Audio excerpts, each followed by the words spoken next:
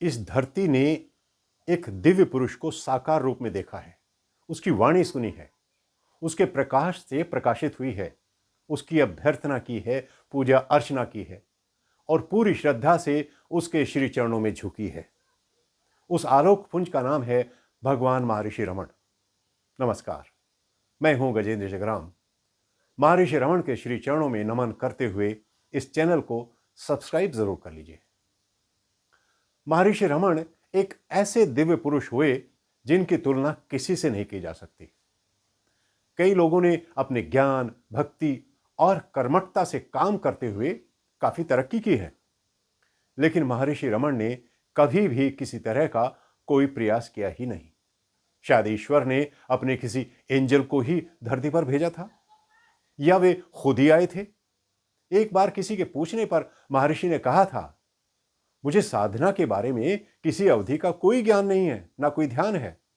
मैंने कभी कोई प्राणायाम ना जप नहीं किया, ना ही मुझे किसी मंत्र की कोई जानकारी थी।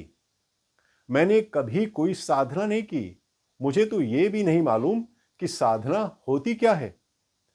ध्यान के बारे में मुझे कोई जानकारी नहीं थी। आखिर साधना किस चीज की प्राप्ति का साधन है? आखिर प्राप्त करने लायक ऐसी कौन सी चीज है जो पहले से ही हमारे पास नहीं है? मेरे कहने का मतलब है कि मैंने कुछ नहीं किया। किसी उच्च शक्ति ने मुझे अपनी गिरफ्त में ले लिया था और मैं पूरी तरह से उसके हाथों में रहा। एक ऐसा समय था जब मैं अपनी आंखें बंद किए रहता था। इसका अर्थ यह बिल्कुल नहीं था कि मैं उस समय किसी साधना का अभ्यास कर रहा होता था। मेरी आंखें बंद कर लेने से लोग समझते थे कि मैं समाधि में हूं, और जब मैं किसी से बात नहीं करता था तो लोग समझते थे कि मैं मौन में हूं। लोग कुछ भी कहते थे, मुझे इससे कोई फर्क नहीं पड़ता था। इस बारे में आचार्य हरि भारद्वाज ने अपनी पुस्तक अरुणाचल के संत महर्षि रमण में काफी कुछ लिखा है। कठोपनिषद बिल्कुल स्पष्ट रूप से कहता है कि आत्मा की प्राप्ति न वेदों के पढ़ने से हो सकती है, न तीव्र बुद्धि से हो सकती है, और ना ही शास्त्रों को सुनने से ही हो सकती है। वो यानी परम सत्ता जिसे चुनती है उसे ही इसकी प्राप्ति होती है। उसी को आत्मा अपना स्वरूप प्रकट करती है। दरअसल ये बात पूरी तरह से महर्षि रमण पर लागू होती है। उनको केवल 16 वर्ष की किशोरावस्था में ही ज्ञान की प्राप्ति हो गई थी। न कोई साधन, न कोई तप। संभवतः इस जन्म में उनका अवतरण किसी विशेष प्रयोजन से ही हुआ था, और वो प्रयोजन था पूरी दुनिया को यह बताना कि मनुष्य की प्रकृति सच्चिदानंद स्वरूप ही है, यानी मनुष्य सत्य, चित और आनंद का धाम है। इसलिए इसे पाने के लिए मनुष्य को कहीं बाहर भटकने की कोई जरूरत नहीं है। उसे बस अंतर्मुखी होकर स्वयं से ही पहचान करनी है। वही आत्मा है और वही परमात्मा है। भगवान महर्षि रमण कहते थे, आत्मविचार करो। ये या वो को जानने के बजाय स्वयं को जानने का प्रयास करो। अपने आप से पूछो कि मैं कौन हूं। ऐसा करना सबसे आसान है। इस प्रश्न का उत्तर शास्त्रों में नहीं, आपके भीतर से ही आएगा, और फिर आप आत्मा में स्थित हो जाओगे।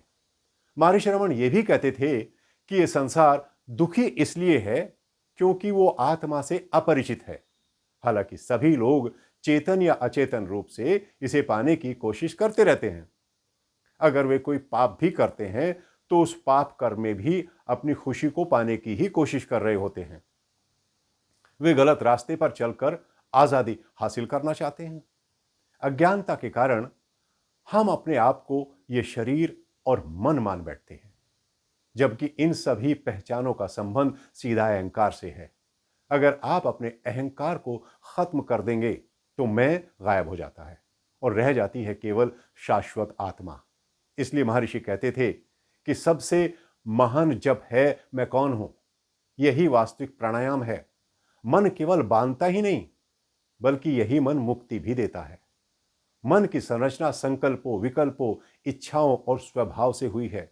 हां, अगर इच्छाएं उत्तम और शुद्ध हैं तो वे आध्यात्मिक प्रगति में सहायक होती हैं। इसलिए शुद्ध मन से, शुद्ध हृदय से गोता लगाओ, हृदय में गोता लगाओ। आत्मा की पहचान हो जाएगी। जिन सौभाग्यशाली लोगों को महर्षि रमन का सानिध्य पाने का सुअवसर मिला, उनका ऐसा मानना है कि महर्षि का मौन उनके बोलने से कहीं ज्यादा महत्वपूर्ण था। उनका शक्तिशाली प्रभाव बिना वाणी ही सामने वाले के हृदय को शुद्ध कर देता था। वे बहुत ही सरल और पवित्र थे। उनके चारों ओर महानता का वातावरण रहता था। वे मानवीय शक्ति को प्रदर्शित नहीं करते थे और ना ही धर्म में अंधविश्वास को बढ़ावा देते थे। उनके होठों पर ईश्वर का नाम भी कभी कभी ही आता था। वे आत्मविश्लेषण की बात करते थे और कहते थे कि यही एक रास्ता है जो अंततः मनुष्य को स्वयं के वास्तविक रूप तक पहुंचाता है। भक्तों की नजर में भगवान रमन एक सुंदर व्यक्ति थे। उनके चारों ओर एक प्रकाश दिखाई पड़ता था। उनके सामने बैठते ही शांति की एक अविरल धारा बहने लगती थी। इसका साक्षात अनुभव आज भी किया जा सकता है। जिस तरह से फूल अपनी पंखुड़ियों से खुशबू बिखेरते हैं, उसी तरह महर्षि आध्यात्मिक शांति की सुगंध बिखेर रहे हैं। इस संसार के बारे में उनका कहना था कि जैसे आप हैं वैसा ये संसार है। बिना अपने आप को समझे संसार को नहीं समझा जा सकता। वे कहते थे कि भविष्य को लेकर अपने आप को क्यों परेशान करते हो? आप सही ढंग से अभी वर्तमान को जानते नहीं हैं। वर्तमान की चिंता मत कीजिए, भविष्य अपनी चिंता अपने आप कर लेगा। लोग अक्सर कहते हैं कि भगवान महर्षि रमन के कोई गुरु नहीं थे, फिर भला बिना गुरु उन्हें ज्ञान कैसे प्राप्त हो गया? इस पर महर्षि कहते थे कि गुरु आत्मा है। व्यक्ति के रूप में गुरु ईश्वर के समान है और हर एक साधक के हृदय में वो आत्मा है, क्योंकि वो बाहर और भीतर दोनों ही तरफ है। ऐसा नहीं है कि अकेले महर्षि रमन ही ऐसे थे जिनके सांसारिक गुरु नहीं थे। ऐसे और भी अनेक महापुरुष हुए हैं, जैसे महात्मा बुद्ध, भगवान महावीर, गुरु नानक, रामकृष्ण परमहंस और ओशो इत्यादि। अब यह भी कहना गलत होगा कि इनके कोई गुरु नहीं थे। असल में सारा अस्तित्व ही इनका गुरु था। यानी नदी, पहाड़, चांद, तारे, पेड़ पौधे, पशु पक्षी सभी इनके गुरु थे।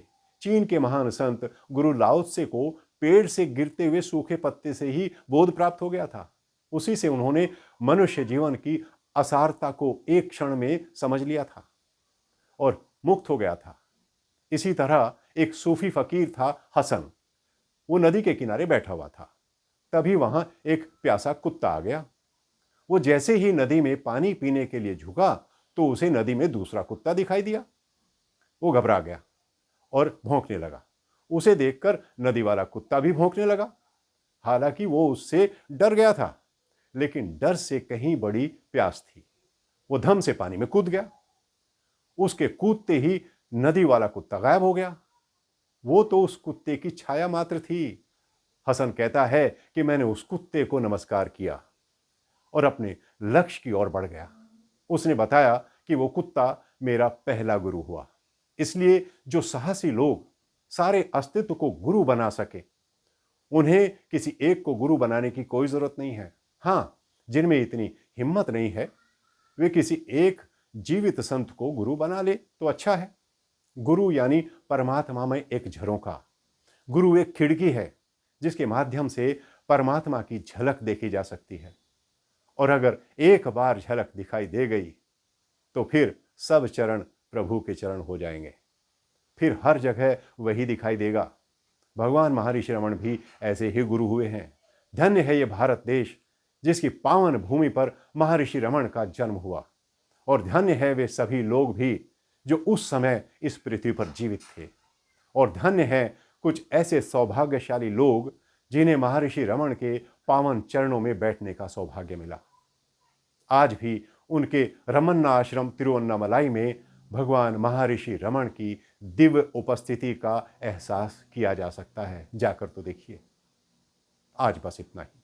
फिर भेंट होगी कुछ ऐसी ही अनमोल जानकारी के साथ। जाने से पहले कमेंट बॉक्स में नीचे अपने कमेंट लिखना बिल्कुल ना भूलें। अब चलता हूं। नमस्कार।